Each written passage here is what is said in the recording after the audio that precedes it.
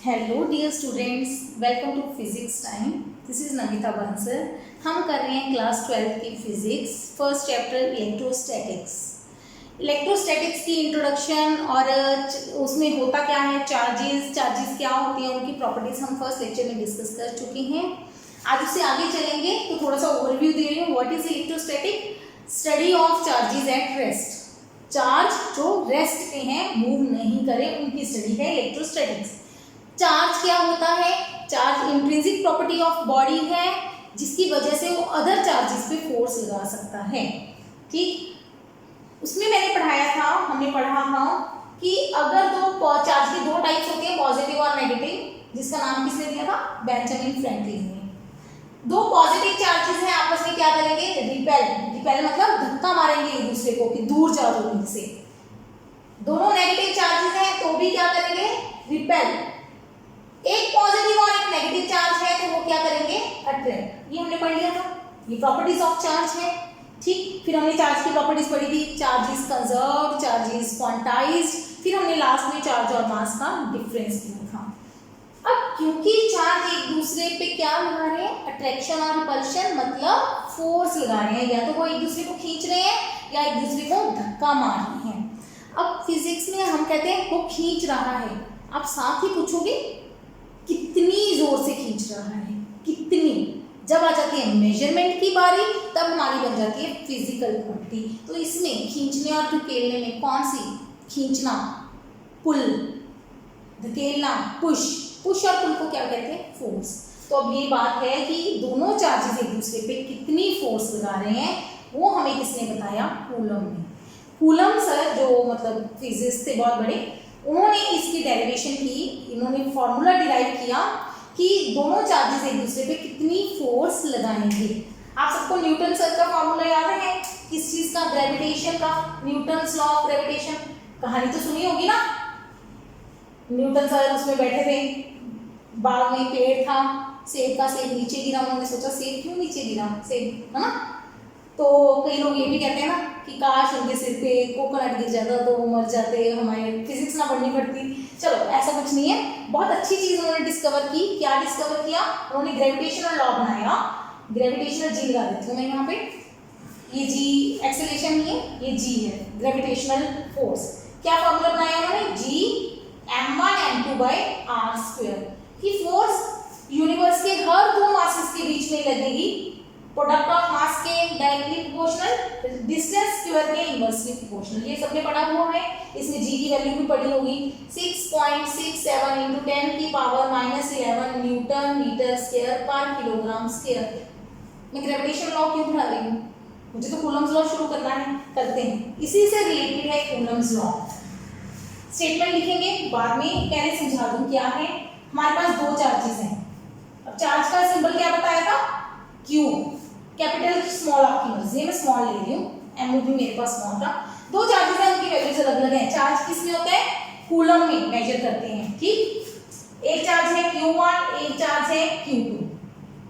Positive है negative है मुझे नहीं पता, कुछ भी हो सकता है, पॉजिटिव नेगेटिव, एक पॉजिटिव एक नेगेटिव, दोनों पॉजिटिव दोनों नेगेटिव, कुछ भी। मान लें एक बार ये पॉजिटिव है, ये भी पॉजिटिव है, मान लेते हैं। उल्टा चलना है, उल्टा चल दो, कोई प्रॉब्लम नहीं। समझाने के लिए एक बार मैंने कुछ अज्यूम किया, इनके सेंटर्स के बीच में डिस्टेंस r है। r is distance between two charges. ध्यान रखना, इसमें Q1 and Q2 Coulomb's law में should be point charges, should be point charges, very important. Gravitational law में ऐसा कुछ नहीं है कि चीज पॉइंट होनी चाहिए। पॉइंट चार्जेस का मतलब समझते हो? पॉइंट का मतलब है छोटा सा, बिल्कुल छोटा सा। इसका मतलब बॉल ले ली मैंने, बॉल छोटी हुई कि बड़ी हुई? अब छोटा और बड़ा हमेशा होता है रिलेटिव टर्म, है ना। एक छोटी सी, एक बड़ी इंटरेस्टिंग चीज बताती हूँ। ये एक लाइन है, इस लाइन को बिना मिटाए, बिना काटे, कुछ भी बिना किए छोटी करके दिखाओ। इस लाइन को बिना कुछ किए छोटा करके दिखाओ, कैसे करोगे? होगी शेष लाइन छोटी पहली, मतलब ये बड़ा और छोटा रिलेटिव टर्म्स है। रिलेटिव मतलब एक दूसरे से जुड़ी हुई है। अगर मैं ये बना दूं तो ये बड़ी लाइन हो गई, ये इनका नाम दे देते हैं ABC। बी लाइन ए से बड़ी है, बी लाइन सी से छोटी है। तो छोटा और बड़ा रिलेटिव टर्म होता है। तो यहाँ पे जब मैं बोल रही हूँ पॉइंट चार्जेस मतलब छोटे छोटे चार्जेस, उसका मतलब क्या है, कब कहेंगे हम किसी चीज को पॉइंट, जब वो बहुत दूर दूर पड़े हैं या तो उनका एक्चुअल साइज बहुत छोटा हो। ठीक है, अगर मेरे पास बॉल है, बड़ी सारी बॉल है, फुटबॉल ले ली मैंने, 2 फुटबॉल पास पास रख दी, तो वो पॉइंट ऑब्जेक्ट नहीं है, उनके कूलम लॉ नहीं लगेगा। लेकिन अगर वही बॉल्स को, उन्हीं बॉल्स को चार्ज देके, ऑब्वियसली कूलम लॉ की बात करें तो चार्ज तो देंगे। अब एक बॉल रख दो बठिंडा में, पंजाब में, दूसरी बॉल रख दो केरला में, हो गए बहुत दूर दूर, तो वो क्या बन जाएंगे, पॉइंट ऑब्जेक्ट्स। पॉइंट ऑब्जेक्ट्स मतलब जब उनका साइज कंपैरिजन में बहुत छोटा हो जाए, यानी कि उनके बीच में डिस्टेंस आर इतना बड़ा हो कि वो दूर दूर से देखने पे छोटी छोटी चीजें लगे, है ना। सन है, सूरज है, हमसे बहुत बड़ा है, बहुत गुना बड़ा धरती से, है ना। लेकिन जब हम यहाँ से देखते हैं वो छोटू सा दिखता है, बिल्कुल छोटा सा, तो उसको हम तब क्या लेंगे, पॉइंट ऑब्जेक्ट। समझ आ गई। तो चलो अब कहते हैं कि हमारे लिए फर्स्ट कंडीशन क्या है कि charge should be point object. चलो ये तो हो गया पॉइंट ऑब्जेक्ट का कॉन्सेप्ट। अब साथ में क्या है, जो फोर्स निकालनी है, कूलम्स लॉ क्या कहते हैं, कूलम जी ने क्या कहा, force between two point charges is, दो चार्जेस के बीच में फोर्स क्या है, फर्स्ट डायरेक्टली प्रोपोर्शनल टू, ये बुक्स में ऐसे ही लिखा होता है, लिखना ऐसे ही है पेपर में, लेकिन इसको समझना है। Directly proportional to, plus one कर चुके हो, ऐसे ये ग्रेजुएशन में पढ़ाया ही जाता है, product of charges. Second inversely proportional to square of distance between charges, distance between charges. अब तक ये आदत हो चुकी होगी, B/W लिखती हूं मैं, बिटवीन, है ना। चलो समझ आ गई क्या है ये, force is directly proportional to product of charges Q1 Q2, force is inversely proportional to square of distance, inversely मतलब उल्टा, 1/r²। ठीक, दोनों इक्वेशंस को कंबाइन कर दो, 1 और 2 कंबाइन कर दो, तो फोर्स क्या होगी, Q1 Q2/r²। समझ आता है। नेक्स्ट स्टेप क्या करते हैं, हम हमेशा प्रोपोर्शनैलिटी हटाते हैं, प्रोपोर्शनैलिटी हटा के क्या लगाते हैं, K। यहां तक तो चलो क्लियर हो गया, है ना। Where K is a constant which depends upon, ये K किस पे डिपेंड करता है, nature of medium and system of units. दो चीजों पे डिपेंड करता है, nature of medium and system of units. K की वैल्यू कांस्टेंट पूरी तरह से ना होके यूनिट्स पे डिपेंड करेगी कि आप ऐसा यूनिट यूज कर रहे हो, CGS यूनिट यूज कर रहे हो, और मीडियम कि दोनों चार्जेस के बीच में क्या है, एयर है, वाटर है, वैक्यूम है, या कुछ और मीडियम है। मतलब चार्जेस आप किसी को भी दे सकते हो ना, बीच में कुछ भी रख सकते हो। मासेस के केस में जो G होता है वो किसी पे डिपेंड नहीं करता, G की वैल्यू हमेशा ही हम ये लिख देते हैं, तो G इसको बोलते भी हैं यूनिवर्सल कांस्टेंट। यूनिवर्सल कांस्टेंट है मतलब इसकी वैल्यू कभी भी चेंज नहीं करती। हाँ, यूनिट के साथ चेंज करेगी, यूनिट के साथ तो यहाँ पे भी मतलब यूनिट वाला कॉन्सेप्ट हम छोड़ सकते हैं, लेकिन यूनिट के साथ वेरिएशन इसमें ज्यादा होती है। कैसे बताती हूँ, इसमें सिर्फ इसके मैग्नीट्यूड में फर्क पड़ेगा, 10 की पावर में फर्क पड़ेगा, ऑर्डर में फर्क पड़ेगा।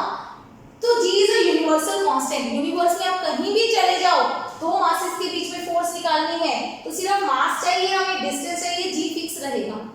यहाँ पे क्या होगा, जब आप कहीं और चले जाएंगे, उन्हीं चार्जेस को पहले यहाँ रखा है मैंने एयर में, फिर उन्हीं दो चार्जेस को उठा के पानी में रख दिया, उतना ही डिस्टेंस आप देखोगे फोर्स चेंज हो जाएगी। ये डिफरेंस है कूलम्स लॉ और न्यूटन्स लॉ में। फॉर्मूला सिमिलर है, बस ये जो कांस्टेंट के यहाँ पे फिक्स होता है, यहाँ पे के की वैल्यू फिक्स नहीं है। समझ आया? ये एक बार लॉ की स्टेटमेंट हो गई। अब के क्या है, के की वैल्यू क्या है, हम जनरली जो बात करेंगे इसमें फोर्स का फॉर्मूला लिख रही हूं, के Q1 Q2 by R square, where K depends upon nature of medium and units। Units के अकॉर्डिंग के की वैल्यू बहुत ज्यादा चेंज होगी। हम जनरली यूज करते हैं हमारे सिस्टम में एसआई यूनिट्स, उसी की बात करेंगे, उसी को समझाएंगे अच्छे से। एसआई यूनिट्स और मीडियम ले लो, मीडियम इज वैक्यूम, वैक्यूम ले लो, उसको बोलते हैं फ्री स्पेस, मतलब जिस स्पेस में कुछ भी नहीं है, हवा भी नहीं है, वैक्यूम बिल्कुल खाली जगह है, उसके लिए के की वैल्यू होती है 9 इंटू 10 की पावर 9। यूनिट्स यहाँ से क्या आएंगे, बिल्कुल उसके जैसे आएंगे। के की value newton metre square, coulomb नीचे चला जाएगा, न्यूटन मीटर स्क्वायर मल्टीप्लाई हो रहा है, कूलम नीचे आ जाएगा, कूलम -2। ठीक है, ये के की वैल्यू मीडियम वैक्यूम के लिए फिक्स है 9 गुना 10 की पावर 9। कंपैरिजन करें जरा थोड़ा सा, इसकी वैल्यू आ रही है 10 की पावर 9, 9 से मल्टीप्लाई मतलब 10 हो गया, ये ऑलमोस्ट 10 की पावर 10, इधर 10 की पावर माइनस क्या, मतलब ये वैल्यू इस वैल्यू से बहुत छोटी है। जी की वैल्यू के की वैल्यू से बहुत छोटी है, जी छोटा है, इसका मतलब ग्रेविटेशनल फोर्स इलेक्ट्रोस्टैटिक फोर्स से बहुत छोटी होगी। ई लिख देते हैं इसको, इलेक्ट्रोस्टैटिक फोर्स, यहाँ पे भी लिख सकते थे हम स्टेटमेंट में, लिखे ना लिखे कोई प्रॉब्लम नहीं है। Electrostatic force between two charges जो है हमारी इलेक्ट्रोस्टैटिक फोर्स, वो ग्रेविटेशनल फोर्स से बहुत बड़ी है। फर्स्ट फिजिकल वर्ल्ड की मैंने एक वीडियो बनाई थी, उसमें मैंने 4 टाइप की फोर्सेस डिस्कस की थी, electrostatic, gravitational, weak and strong nuclear forces. ठीक है, आप वहां से जाके देख सकते हैं, इनका कंपैरिजन वहां पे लिखवाया हुआ है, लेकिन यहाँ पे आपको इसका प्रूफ मिलेगा कि वाकई इलेक्ट्रोस्टैटिक और ग्रेविटेशनल फोर्स में बहुत फर्क है। चलो आगे चलते हैं, के की एक और वैल्यू लिखते हैं, हम एक फॉर्मूला लिखेंगे जिसको हम यूज करेंगे 1/4 पाई, ये एक चीज लिखी है, वैक्यूम के लिए बात कर रही हूँ। 1/4 पाई, ये जो मैंने ऐसे बनाया है, ऐसे सी डाल के बीच में लाइन लिख गई है, या इसको देखने में ई भी लग रहा होगा, कई बुक्स में ऐसे भी लिख देते हैं, एक ही मतलब है। इस चीज का नाम है एप्सिलॉन। ये ई नहीं है, ये इंग्लिश का नहीं है, ये अलग उसका है, एप्सिलॉन नाम है इसका, एप्सिलॉन। जीरो लगा दे तो नॉट बोल देते हैं इसको, एप्सिलॉन नॉट। ठीक, जीरो करके नॉट फॉर वैक्यूम है, बस ये याद रखना है आपको, जहां पे भी नॉट होगा ना वहां पे वैक्यूम की बात होगी। एप्सिलॉन नॉट को क्या बोलते हैं, परमिटिविटी ऑफ, अगर एप्सिलॉन नॉट है तो परमिटिविटी ऑफ फ्री स्पेस या वैक्यूम, वैक्यूम की परमिटिविटी, इसकी डिटेल डिस्कशन आगे करवाऊंगी, फिलहाल आप इसका नाम याद कर लो, परमिटिविटी। परमिटिविटी क्या है कि जब चार्जेस की बात आती है तो मीडियम की एक प्रॉपर्टी है जो चार्जेस की फोर्स को या चार्जेस के फील्ड को इफेक्ट करती है। ठीक है, करेंगे इसको डिटेल में, इसको अभी सिर्फ नोट कर लो। अगर मैं इसकी वैल्यू निकालना चाहूँ तो 9 × 10 की पावर 9, 1/4 पाई एप्सिलॉन नॉट, तो एप्सिलॉन नॉट क्या होगा, 1/4 पाई 9 × 10 की पावर 9। तो एप्सिलॉन नॉट की अगर आप वैल्यू निकालोगे, ये बनती है 8.85 × 10 की पावर -12। चेक कर लेना, यूनिट्स क्या बनेंगे, के उल्टा, के उल्टा बनेंगे, ऑपोजिट यूनिट्स है ना, ऑपोजिट उसमें है, तो पर न्यूटन पर मीटर स्क्वायर कूलम स्क्वायर, आगे लिख दिया मैंने कूलम स्क्वायर। समझ आ गई, ये एप्सिलॉन नॉट की वैल्यू है, परमिटिविटी की वैल्यू है, किसके लिए, वैक्यूम के लिए। और अगर आपके पास वैक्यूम ना वाटर, ग्लास, माइका, कोई भी और मीडियम हुआ तो ये वैल्यू चेंज हो जाएगी, वो मीडियम पे डिपेंड करेगी, फिक्स नहीं है। यही हमारे कूलम्ब लॉ की खासियत है। ग्रेविटेशनल लॉ से इसका डिफरेंस है कि ग्रेविटेशनल लॉ अगर आप दो मासेस को हवा में रखा है, पानी भी ले जाओ तो फोर्स सेम रहेगी, लेकिन इलेक्ट्रोस्टैटिक फोर्स चेंज कर जाएगी। कितनी चेंज? वो मीडियम पे डिपेंड करेगी। सबकी वैल्यूज हम नहीं याद कर सकते, वो आपको क्वेश्चन में दी होंगी, 2-4 वैल्यूज हम याद करेंगे। ठीक, चलो इसको एक बार नोट कर लो, आगे चलते हैं। फिर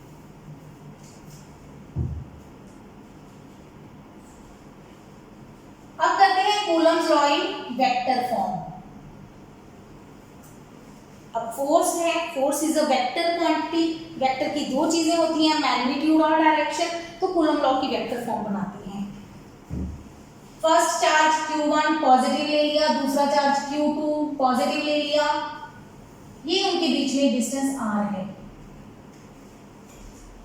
फर्स्ट कूलम्ब लॉ ने क्या बताया हमें कि force between two charges x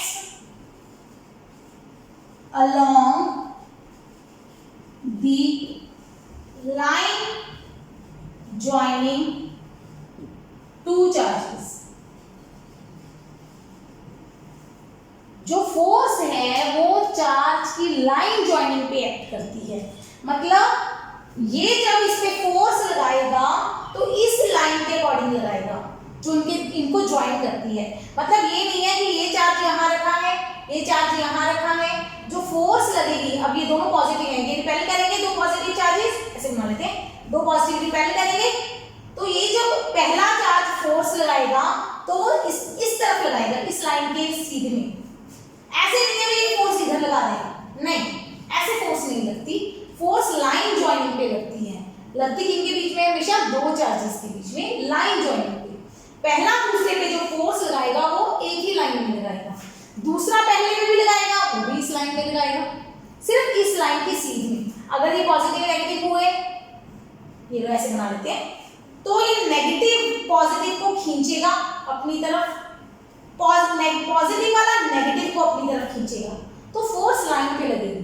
अगर ऑपोजिट हुए तो सेंटर बीच में लगेगी फोर्स, अगर सेम हुए तो बाहर लगेगी, लेकिन इसी लाइन की सीध में लगेगी। ठीक, वेक्टर फॉर्म के लिए ये सबसे जरूरी चीज है। अब यहाँ पे एक चीज बताती हूँ, सिंबल F12 या F21 क्या मतलब है? 1-2 लिखते हैं, ये स्टैंडर्ड नोटेशन बनाई हुई है हमने। 1-2 का मतलब है फोर्स ऑन 1 बाय 2, मतलब फर्स्ट पे लगेगी, कौन लगाएगा? सेकंड। तो 2-1 क्या होगा? Force on 2 by 1। किस पे फोर्स लगेगी? 2 पे। कौन लगाएगा? 1। तो मतलब जो बाद वाला है, बाद वाला सेकंड, अगर ए बी कहें तो ए पे लगेगी, बी लगाएगा, मतलब बी कौन है? सोर्स, जो फोर्स लगा रहा है, सोर्स है फोर्स का।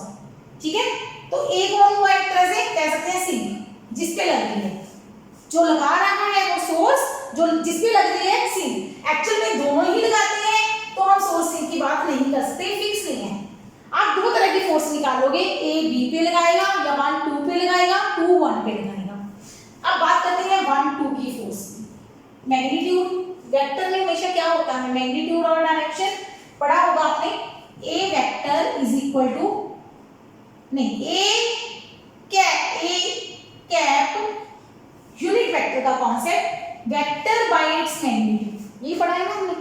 वेक्टर को मैग्नीट्यूड से डिवाइड कर दो तो यूनिट वेक्टर बचता है, जिसको कि डायरेक्शन कह सकते हैं। तो मतलब अगर एक ए वेक्टर को रिप्रेजेंट करना हो तो मैग्नीट्यूड मल्टीप्लाई यूनिट वेक्टर, यही लगाते हैं, magnitude multiply unit vector. Positive charges में समझा देती हूँ वेक्टर फॉर्म को कैसे लिखना है आपने। अब देखो, पहले मैं निकाल रही हूँ F12, इस कॉन्सेप्ट को तो याद ही रखना है। पहले मैं निकाल रही हूँ F12, मतलब फोर्स किस पे लग रही है? 1 पे। कौन लगा रहा है? 2। इसको ऐसे समझना है राजे, 2 को बड़ा मान लो, जो लगा रहा है वो बड़ा है, जिस पे लग रही है वो छोटू है। 2 1 पे फोर्स लगा रहा है, मुझे वो निकालनी है। जब उल्टा निकालेंगे तो 1 को बड़ा मान लेंगे, मानना है, एक्चुअल में नहीं है। एक्चुअल में चाहे कोई बड़ा है कोई छोटा है, दोनों फिर भी फोर्स लगाएंगे। अब 2 लगा रहा है, 2 कौन है पॉजिटिव, 1 भी कौन है पॉजिटिव, तो 2 क्या करेगा 1 को धक्का मारेगा इस तरफ। ध्यान देना ये वाली चीज, ये कौन हुई मेरी फोर्स 1 पे, कौन लगा रहा है 2।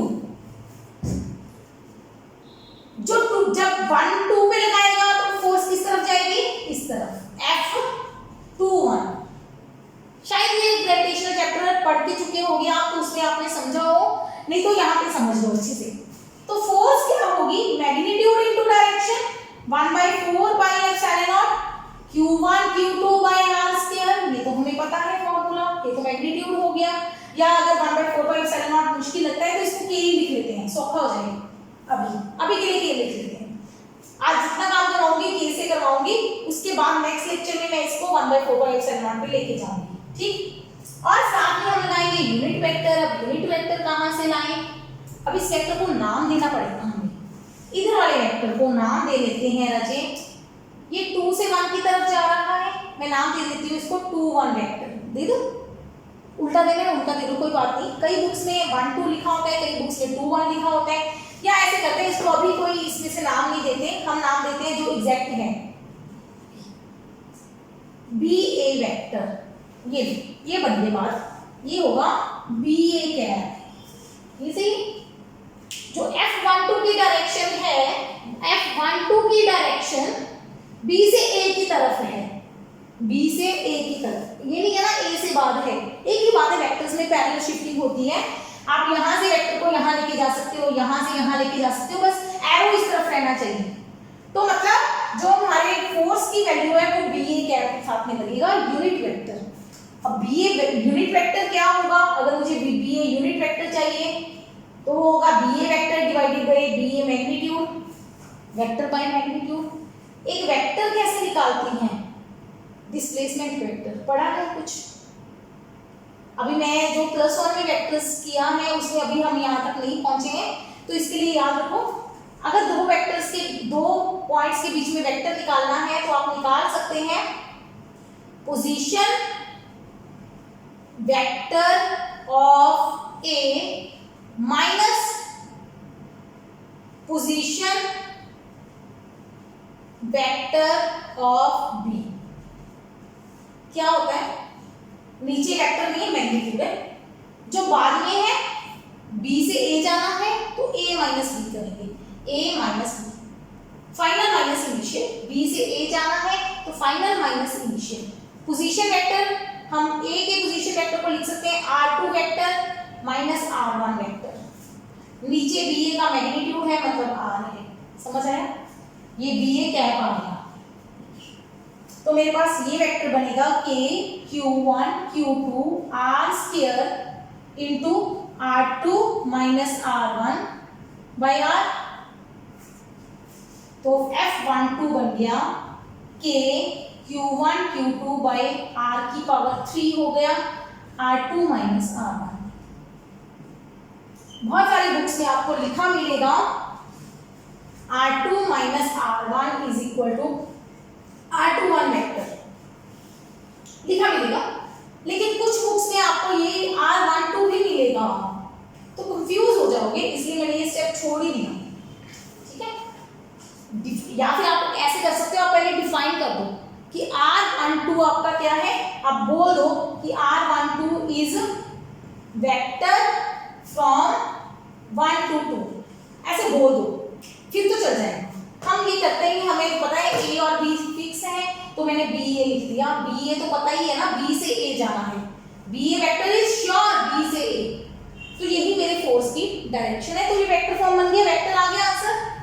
सेकंड में आ जाओ, सेकंड में देखो F21 चाहिए मुझे, तो वो क्या होगी k q1 q2 bye r square, direction कौन सी होगी F21 की, बी ए बी क्या है, सिर्फ फर्क है, k q1 q2 bye r square, A B vector क्या होगा, ए बी कैप क्या होगा, A B vector divided by A B magnitude, ठीक।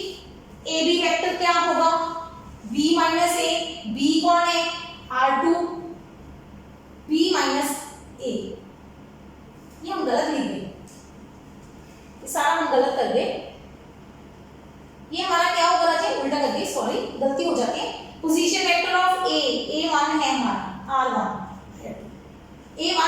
फर्स्ट है ए, तो R1 माइनस R2, तो यहाँ पे बनेगा R2 minus R1 by R, यहाँ पे भी चेंज करना पड़ेगा हमें, R1 माइनस R2। कई बार ना जल्दी जल्दी में ये मिस्टेक्स हो जाती है, तो आप ध्यान रखना। ए बी कैप क्या होगा, R2 minus R1 by R,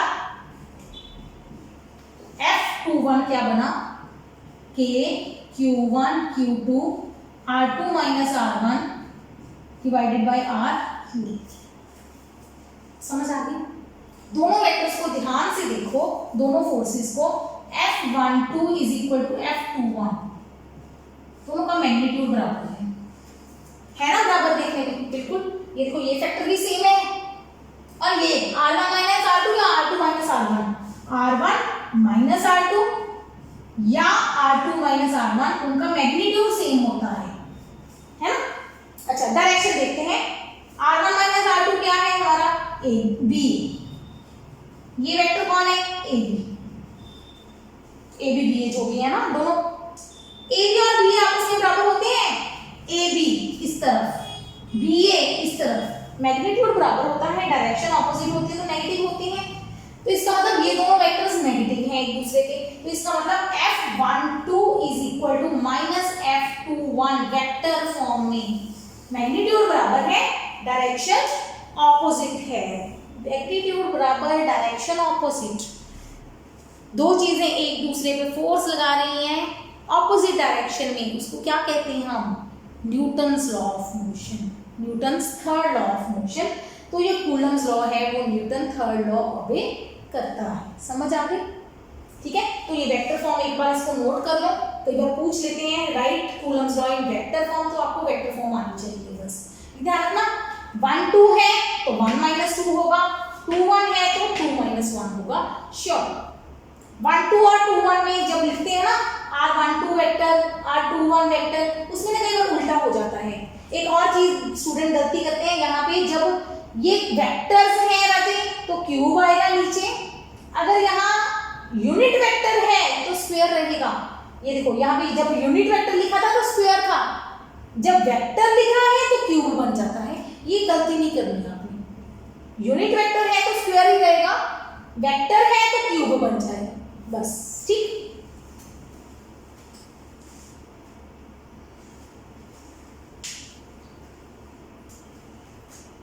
अब करते हैं इसके बहुत अच्छे अच्छे numericals. Question 1, find electrostatic force between two protons at 1 metre distance. कुछ भी कह सकते हैं, सिंपल सा क्वेश्चन। इन बताना जरूरी है इन वैक्यूम, बहुत जरूरी है वैक्यूम या फ्री स्पेस बोलना। एयर भी कहते तो भी करीब करीब सेम नहीं रहेगा, थोड़ा सा माइन्यूट सा फर्क आएगा जिसको हम नहीं लेते। Find electrostatic force between two protons at distance 1 metre in vacuum. कैसे करेंगे इसको, बहुत बेकार सा क्वेश्चन है, बहुत इजी क्वेश्चन है। प्रोटॉन, बस आपको क्या पता होना चाहिए, प्रोटॉन का चार्ज ऑन प्रोटॉन। प्रोटॉन और इलेक्ट्रॉन पे सेम चार्ज होता है, सिर्फ मैग्नीट्यूड का फर्क होता है, पॉजिटिव और नेगेटिव। कितना इलेक्ट्रॉन का न्यूमेरिकल में हमने किया था 1.6 इंटू 10⁻⁻19 कूलम। वो 9.1 चार्ज की जगह मास होगा। चार्ज ऑन प्रोटॉन क्लियर है, दूसरे प्रोटॉन पे भी इतना ही चार्ज होगा, ठीक है।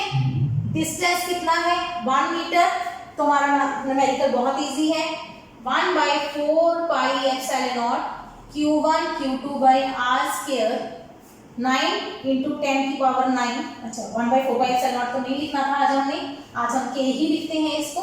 K की वैल्यू 9 इंटू 10⁻⁹, वैक्यूम है इसलिए, अदरवाइज चेंज होएगी, ध्यान रखना, इसको गलती नहीं करनी। Q1 1.6 इंटू 10⁻⁻19, दूसरा चार्ज भी इतना ही है, डिस्टेंस है 1 मीटर 1 स्क्वायर। ऐसा यूनिट याद रखना, सारे ऐसे ही होने चाहिए तब आंसर आएगा। तो कैलकुलेशन कर लो, 16 इंटू 16 256 मल्टीप्लाई बाय 9 23.04 मल्टीप्लाई 10 की पावर कितनी बनेगी, -10 -29 न्यूटन, ये फोर्स है। इस इक्वेशन को चेंज करती हूँ, सेकेंड क्वेश्चन बनाते हैं। Compare electrostatic and gravitational force between two protons, बस और कुछ नहीं दिया। ऑब्वियसली वैक्यूम की बात कर रहे हैं, इस अभी कोई भी चीज में ऐसे नहीं करवाऊंगी जिसमें वैक्यूम ना हो। Compare electrostatic and gravitational force between two protons. Compare का मतलब जब भी कह रहे हैं तो आप दोनों की रेशियो निकाल, इलेक्ट्रोस्टैटिक एंड ग्रेविटेशनल। इलेक्ट्रोस्टैटिक ऊपर रखें, ग्रेविटेशनल नीचे रखें। K Q1 Q2 by R square, G M1 M2 by R square, यही होता है। डिस्टेंस नहीं दिया क्योंकि डिस्टेंस दोनों में कैंसिल हो जाएगा, ठीक। वैल्यू पुट करो, 9 × 10 की पावर 9, 1.6 × 10 की पावर -19, 1.6 × 10 की पावर -19 डिवाइडेड बाय G हो गया हमारा 6.67 × 10 की power -11। Mass of proton, mass of proton, ये क्या मास ऑफ प्रोटॉन है कुछ याद, 1.67 × 10 की पावर -27 किलोग्राम। पुट कर दो, 1.67 × 10 की पावर -27, 1.67 × 10 की पावर -27। यूनिट सिर्फ ऐसा ही होनी चाहिए, बस ये गलती नहीं।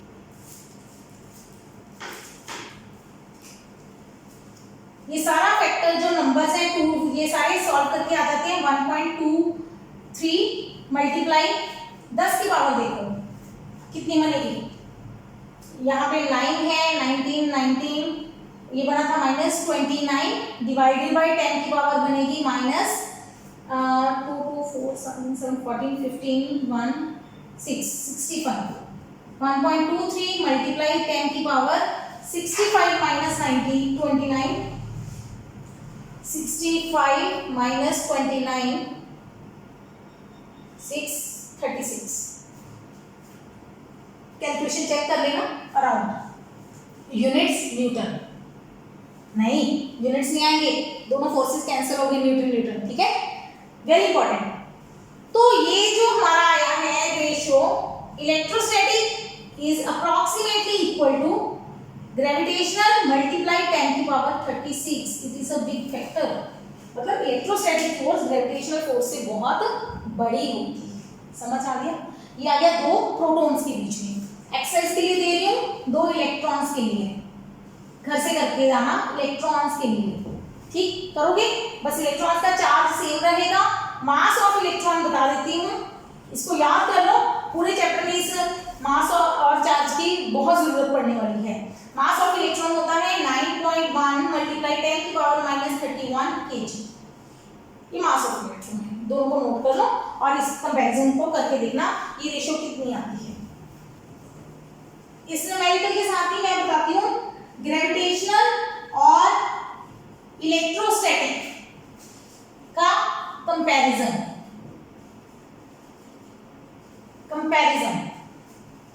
कंपैरिजन में दो चीजें बताऊंगी, कंपेयर करना है, सिमिलैरिटी भी बता देते हैं हम, डिफरेंस भी बता देते हैं।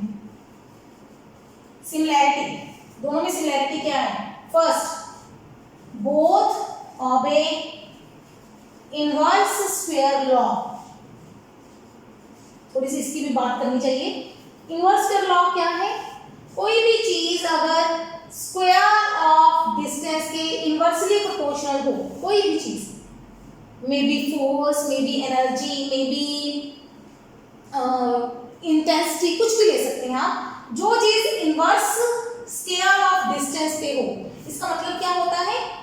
भी मान लो डिस्टेंस r है तो फोर्स F है, डिस्टेंस r है तो फोर्स F है। इसका मतलब अगर डिस्टेंस डबल कर दोगे तो फोर्स क्या हो जाएगी? 1 बाई डबल का स्क्वायर 4, F बाई 4।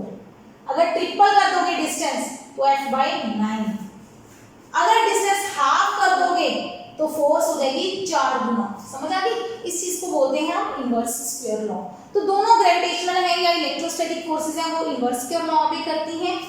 सेकेंड इनमें सिमिलैरिटी है, बोथ फोर्सेस की बात हो रही है राजी, acts along line joining the bodies. Obviously gravitational में मास की लाइन जॉइनिंग होगी और इलेक्ट्रोस्टैटिक में चार्ज की लाइन जॉइनिंग होगी, तो दोनों फोर्सेस इन्वर्स के अलावा भी ऑब्जे करती हैं, लाइन जॉइनिंग पे भी एक्ट करती हैं। डिफरेंस क्या है? First difference, gravitational is only attractive. ये हमेशा दो मासेस यूनिवर्स में एक दूसरे को क्या करते हैं? अट्रैक्ट करते हैं। इलेक्ट्रोस्टैटिक may be attractive और repulsive। किस पे डिपेंड करती है? Depending upon nature of charge. Charge की नेचर पे पॉजिटिव है कि नेगेटिव है, दोनों पॉजिटिव है कि दोनों नेगेटिव है, या दोनों एक पॉजिटिव एक negative. Second gravitational force does not depend upon medium. ये मीडियम पे डिपेंड नहीं करती।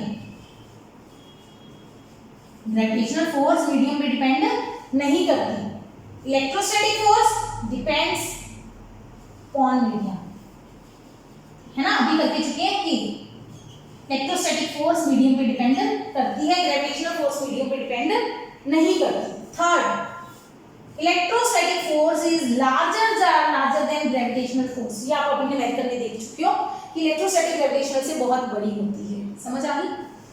सिमिलैरिटी में एक और पॉइंट लिखवाती हूँ, सिमिलैरिटी में कि both are not affected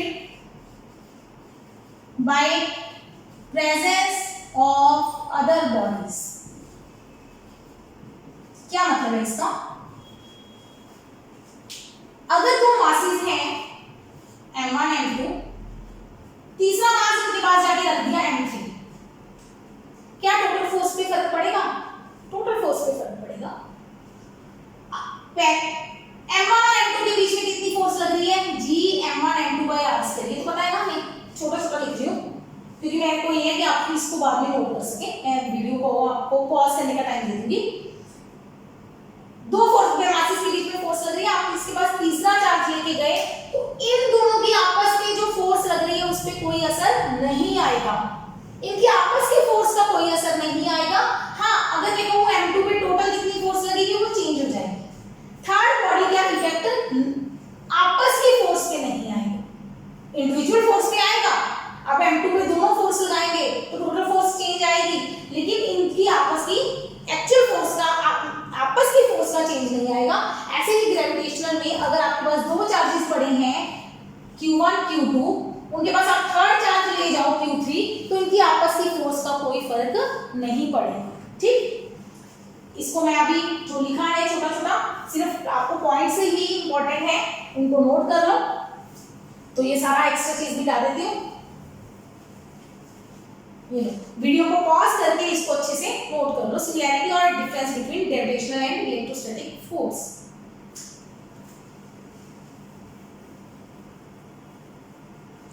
coulomb law से रिलेटेड दो क्वेश्चन हम कर चुके हैं, कंपैरिजन इलेक्ट्रोस्टैटिक फोर्स और ग्रेविटेशनल फोर्स का, या दो चार्जेस के बीच में इलेक्ट्रोस्टैटिक फोर्स निकालें। एक क्वेश्चन और कूलम्ब लॉ का करते हैं, उसमें एक कॉन्सेप्ट यूज होगा मैथ्स का, तो थोड़ा सा मैथ सीखते हैं हम पहले। मान लो आपके पास y की कोई इक्वेशन है, कोई भी y है 2x minus x square plus 3, ऐसे कोई वैल्यू है, कुछ भी हो सकता है। हाँ, ये कोई कर्व बनेगी, ये एक्चुअली पैराबोलिक इक्वेशन होती है। चलो ये कोई बनेगी शेप, आपको कहेगी y की मैक्सिमम वैल्यू फाइंड आउट करो। सीख लो इस चीज को कि y की मैक्सिमम वैल्यू कैसे निकालते हैं। जब भी आपको किसी चीज की कहेंगे मैक्सिमम या मिनिमम वैल्यू निकालो किसी भी चीज की, तो कैसे निकालना है? आपने इसका लेना है डेरिवेटिव। क्या लेंगे हम? डेरिवेटिव, y का डेरिवेटिव। इसका डेरिवेटिव कैसे लेते हैं? x की पावर n का डेरिवेटिव याद रखो, डेरिवेटिव। और ये मैथ्स की वीडियो बनाई हुई है मैंने, बेसिक मैथमेटिक्स फॉर फिजिक्स, उसका पार्ट 4 है जिसमें डेरिवेटिव प्रॉपर डिस्कस किया हुआ है। तो अगर x की पावर n का आपको डेरिवेटिव चाहिए तो वो क्या होता पावर n-1, पावर आगे आ जाती है, एक पावर कम हो जाती है डेरिवेटिव में, डेरिवेटिव, ठीक। डिफरेंशिएशन भी बोलते हैं इसको। अगर आपके पास x की पावर 2 है तो बन जाएगा 2x की पावर 1, डेरिवेटिव लेने पे, d लेने पे। अगर मुझे डेरिवेटिव चाहिए x क्यूब का तो बन जाएगा 3x स्क्वायर। अगर डेरिवेटिव चाहिए खाली x का, पावर 1 है, 1 x की पावर 0, मतलब आंसर आ गया 1। तो ये डेरिवेटिव के कुछ रूल्स हैं। अगर डेरिवेटिव हो 5x का तो 5 को कुछ नहीं कहना, x का डेरिवेटिव लेना है, कांस्टेंट को कुछ नहीं कहना, तो 1 आ जाएगा। 5 × 1 मतलब 5 आ जाएगा। अगर अकेला 5 का डेरिवेटिव चाहिए, अकेला कांस्टेंट हो तो आंसर होता है 0। ये कुछ डेरिवेटिव के रूल्स हैं। तो डेरिवेटिव कैसे निकालेंगे इसका? 2 छोड़ देंगे, x का डेरिवेटिव 1 माइनस x स्क्वायर है 2x प्लस 3 है, 3 अकेला है तो डेरिवेटिव 0, ठीक। 2 माइनस 2x, ये डेरिवेटिव आ गया। मुझे चाहिए y की मैक्सिमम वैल्यू। इसका एक बार फिर से डेरिवेटिव लो, इसका एक बार फिर से डेरिवेटिव लो, double derivative d2y/dx², double derivative. वैसे हम फिजिक्स में डबल डेरिवेटिव यूज नहीं करेंगे, हमारा ऐसे फर्स्ट डेरिवेटिव से काम चल जाएगा, लेकिन सीख लो, मैथ है पूरा। 2 का डेरिवेटिव 0, x का डेरिवेटिव 1, -2 छोड़ दिया, -2 आंसर आ गया। y is maximum when dy/dx is 0 and d2y/dx² is negative. y is minimum, आपको इतना ही रूल याद रखना है, वो समझाया है सिर्फ। y is minimum when dy/dx is 0 and d2y/dx² is positive। ये रूल है। अगर y को मैक्सिमम करना है या मिनिमम करना है, दोनों केसेस में पहले डेरिवेटिव को 0 पुट करना है, दूसरा डेरिवेटिव देखना है, नेगेटिव आया तो मैक्सिमम होगा, उल्टा है। वैसे नेगेटिव कम होता है और यहाँ पे उल्टा चलेगा। अगर सेकंड डेरिवेटिव नेगेटिव आया तो मैक्सिमम है, पॉजिटिव आया तो मिनिमम है। इस केस में हमारे पास सेकंड डेरिवेटिव क्या आया है? नेगेटिव, तो मतलब हम इसकी कौन सी वैल्यू निकालेंगे? Maximum value. तो फर्स्ट डेरिवेटिव को 0 पुट करेंगे, फर्स्ट डेरिवेटिव को 0 रख दो, 2 - 2x = 0, 2 = 2x, x कितना आ गया? 1, x कितना आ गया? 1, x की वैल्यू 1 आ गई। तो x की वैल्यू जब 1 होगी तो y कितना होगा हमारा? 2 - 1² + 3, 2 × 1 3, 2 × 1 2, -1 + 3, 1 + 3 4 आंसर आता। तो y की मैक्सिमम वैल्यू कितनी आएगी? 4। समझ आया कैसे करना है? पहला डेरिवेटिव 0 हो और सेकंड डेरिवेटिव नेगेटिव हो तो हमारा y मैक्सिमम होता है। फर्स्ट डेरिवेटिव 0 हो और सेकंड डेरिवेटिव पॉजिटिव हो तो हमारा y मिनिमम होता है। ये रूल मैं क्यों बता रही हूँ? क्योंकि अगला न्यूमेरिकल इस रूल पे बेस है। तो पहले मैथ का रूल सीखो, फिर फिजिक्स पढ़ते हैं। फिजिक्स मैथ्स के बिना इनकम्प्लीट है। फिजिक्स में मैथ्स की बहुत जरूरत पड़ेगी, लेकिन हाँ मैथ भी फिजिक्स के बिना कोई यूज का नहीं है, ठीक है। चलो नोट कर लो, चलते हैं numerical.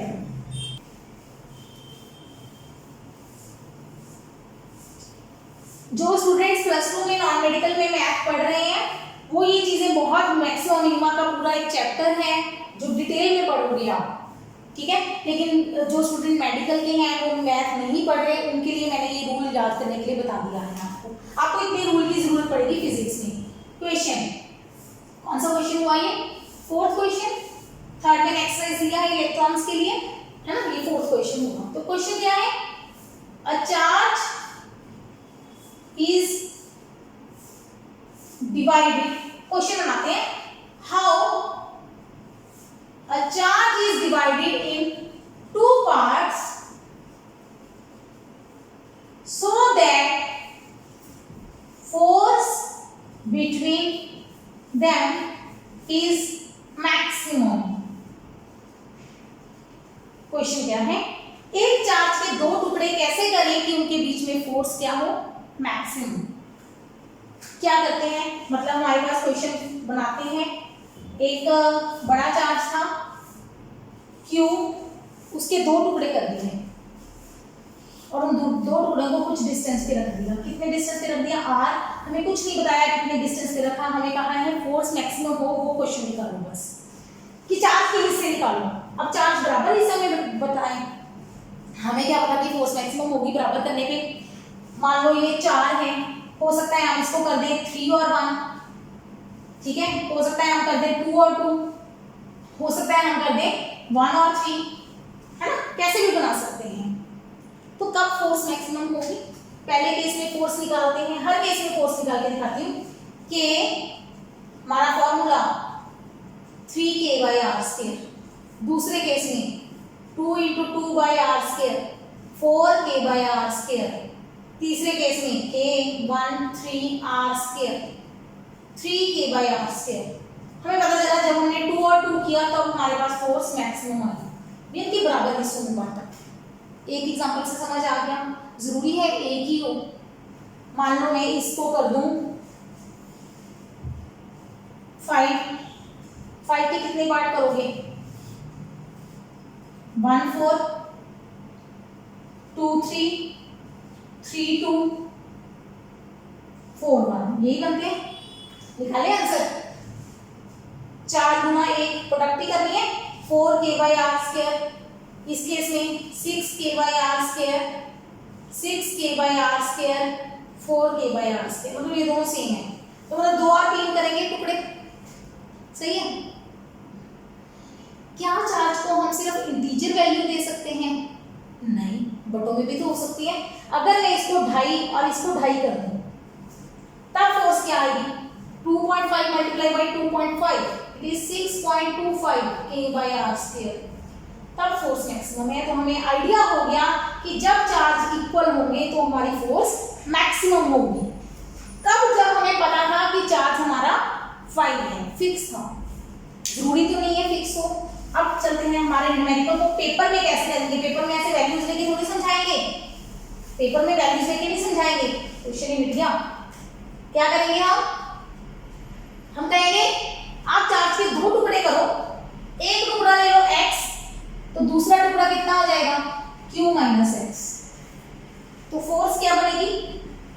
k x q - x/r², k qx - x²। हमारा x क्या है? वेरिएबल। x हमारा चेंज हो सकता है, x की कोई भी वैल्यू हो सकती है, हमें x की वैल्यू भी निकालनी है। आ गया मैक्सिमम का question. Force is maximum when, क्या रूल है अभी लिखवाया? फर्स्ट डेरिवेटिव 0, x वेरिएबल है ना, डेरिवेटिव उसका निकालेंगे, and second derivative negative. First positive हो और सेकंड नेगेटिव हो तो हमारा f क्या होगा? मैक्सिमम। तो निकालो राजी इसका डेरिवेटिव, सीख लो अब डेरिवेटिव कैसे निकालना है। k कांस्टेंट है, r² कांस्टेंट है, उसको बाहर निकाल दो, छोड़ दो उसको, रखना साथ ही है पर बाहर रखना है। इधर क्या होगा? q × q कांस्टेंट है, टोटल चार्ज कांस्टेंट है, x वेरिएबल है, x का डेरिवेटिव 1, x² का derivative 2x।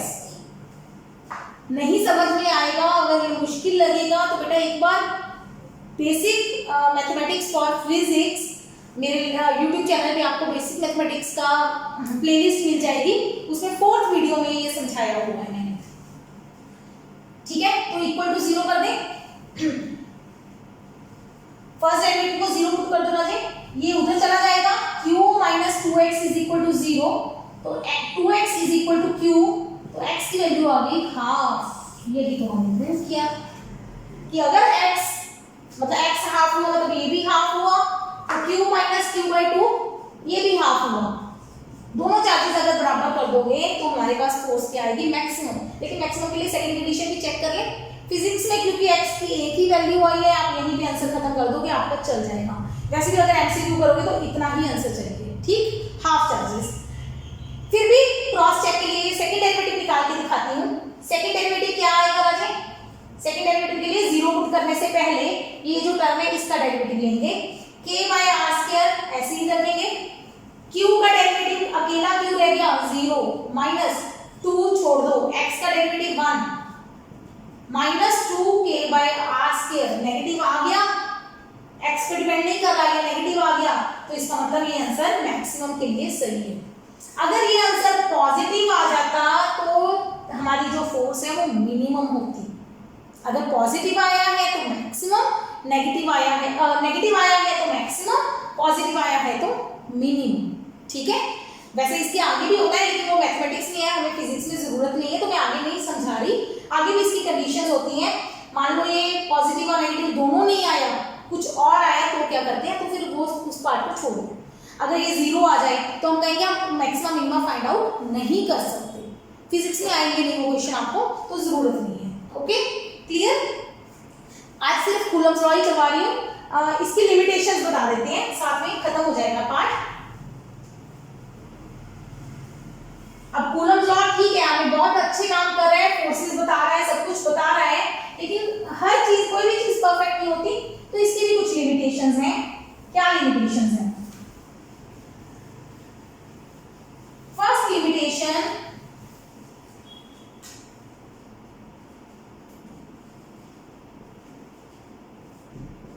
first it is valid only for point charges। ये सिर्फ पॉइंट चार्जेस के लिए वैलिड है, छोटे छोटे चार्जेस के लिए। बड़े चार्ज जब आ जाएंगे, बड़े चार्ज का मतलब है दो बड़े चार्ज पास पास रखे हैं, जिन पे मान लो इस पे भी पॉजिटिव चार्ज है, ये हम आगे बढ़ेंगे कि पॉजिटिव अगर कंडक्टर है तो उनके चार्ज सरफेस पे आ जाता है। ऐसे ये नेगेटिव चार्ज है, इसको दे दिया, इनको पास पास रख दिया बड़े चार्जेस को, तो आप कूलम्स लॉ नहीं लगा सकते। या तो बड़ी बॉडीज पे लगाना है तो उनको दूर दूर रखो ताकि वो छोटे छोटे लगे, छोटे छोटे लगेंगे तो वो बन जाएंगे पॉइंट चार्जेस। ठीक, it is valid only for point charges. Second, it is valid when charges are at rest. Electrostatic chapter की बात हो रही है, चार्जेस रेस्ट पे हैं तब वैलिड है। इसमें एक चीज आती है, तीन चीजें हो सकती हैं, both charges at rest, one charge at rest, one in motion, both in motion.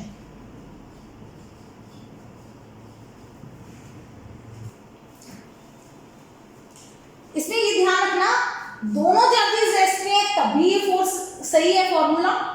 अगर एक रेस्ट पे हो ना तब भी ये फॉर्मूला सही है, तब भी ये लॉ काम करता है। जब दोनों चलने लगेंगे तब ये काम नहीं करेगा। ये एक इंपॉर्टेंट इसकी लिमिटेशन है कि ये चार्जेस एट रेस्ट तो बोलते हैं हम, लेकिन दोनों चार्ज रेस्ट पे हो ये जरूरी नहीं है।